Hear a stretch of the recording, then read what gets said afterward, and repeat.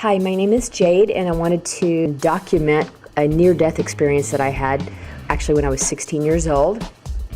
And I guess my purpose for this is not really to change your mind one way or the other about whether you think they exist or not. I just really want to sort of document my experience and as honestly and express what I experienced, what I sensed, and how I was before and sort of during the experience, and then what happened afterwards and how it changed me.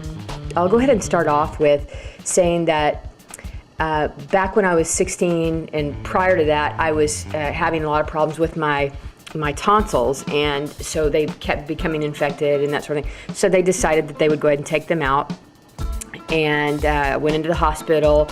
I guess they were really infected and so the doctor had to cut extremely deeper than he thought he would on one side of my throat. So, I stayed in the hospital a couple of days after surgery to sort of get over the pain and that sort of thing. But when I got home, so 5 days after surgery, I woke up in the morning about 8 o'clock and I went for some Demerol because I was still in excruciating pain having my tonsils taken out and having them cut so deeply. So I went to go drink out of the bottle, and I felt something else in my throat. So I kind of tipped my head over and saw this blood coming out of my mouth, really. So I ran to the bathroom, and the blood started going down the sink. And at this point, my mother was there, and she woke up and sort of rushed me to this little clinic down the road, about 5 minutes from my house, and they were able to stop the bleeding. So, I thought everything was fine. I mean, I was a little shaken up, and I was 16 years old. I kind of cried, and because it was pretty scary. Well, my mom asked them to keep me in the clinic overnight just for observation. So that night, I was feeling pretty good. I mean, when you lose a lot of blood like that, your heart actually starts pumping really fast and getting everything going. So I had a lot of energy. I popped up out of my bed to talk with my grandfather who was there, and the hemorrhaging started again. At that point, those little kidney-shaped things that catch things in the hospital. So I filled up about 4 or 5 of those in the time that I started doing surgery, like right there, emergency surgery on me. Everything was there in the room. They had like a suction there that they could use. And at that point, of course, there was blood everywhere, because it didn't all catch in those little containers. And they did emergency surgery. At this point, I saw everyone around me working on me. There was a nurse, there was a doctor, and the nurse was taking my pulse. And I just remember at some point, I kind of closed my eyes and then opened my eyes sort of to a different realm. The nurse that was taking my pulse had said, "Doctor, it stopped," talking about my pulse. At this point, I was feeling like I was hovering over my body. And what's interesting is, even though I was just a kid at the time, I can tell you exactly what they did in surgery, how they stopped it. They put something in the throat to kind of make it expand so that they could access the bleeding artery. And they went ahead and they cauterized it, which means they burned it so that it wouldn't happen again, because it was the second time in one day.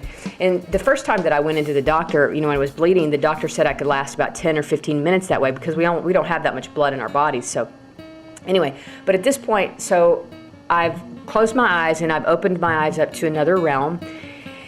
And all I really remember is that it was kind of beyond sense. So there was really not a whole lot of visual stuff going on. But it was extremely peaceful. I do remember sort of a freedom from my body, so that I didn't have to breathe. That was a very strong, concept. I also came in contact with, I believe it was probably a guardian angel, or it was a being, okay? And apparently I was given scenes of what my life would be like that weren't, or maybe just life in general, not necessarily my life, but just life in general during these times that weren't necessarily all that positive. And but I was given those scenes to be able to determine whether or not I wanted to come back, because then at this point I remembered having this sort of a mental telepathy with a being. You don't talk with your mouth or anything like that. You just, have this sort of mental knowing. And the being which I'm assuming was my guardian angel, asked me, well, do you want to stay or do you want to go back? And I just remember thinking to myself, I'm only 16, I have a lot of living to do, and I was actually dating a guy named Ronnie at the time, and I wanted to come back and tell Ronnie that I loved him. So right at that point, it's like my body started bringing air back into my lungs, and I, kind of woke back up to this reality and looked around and saw the doctor and people around and saw all the blood around. And at this point I had lost so much blood I hardly had any energy at all. And I just remember looking around, seeing all the blood and saying, I don't think that my mom is going to be able to handle seeing me like this, because she was actually gone when this happened. And so they changed the sheets that I was in and everything like that. And I just kind of, at that point, I was just in recovery. I had lost so much blood, my energy was pretty much gone. It took me, months really to get back my energy that I'd had before. But anyway, that's the experience. It took me a while to sort of realize what had happened, because it was kind of it was definitely a different feel, a different sense of everything that I went through. And so that's kind of what happened during the experience. Now, after the experience, how it affected me. Well, physically, I was exhausted. It took me 6 months to get my strength back. And, but, psychologically and mentally, I told people about it and, expressed what I'd gone through and that sort of thing at the time. And, it didn't really hit me until later, when I was like not having that much fun in life. There's times in life when you go through like ups and downs, and it's like I did question a lot why I chose to come back, because it was such a wonderful experience that, staying there would have been a lot easier and more enjoyable. I thought when I was going through these times. So, I questioned why I came back over and over, like, why am I here? Why did I come back when it was so awesome and wonderful, the experience that I had. So, but it also made me appreciate life more.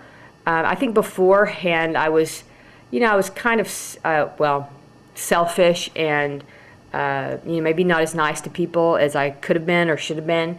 And I think at that point it did make me treat people with more respect and with more love.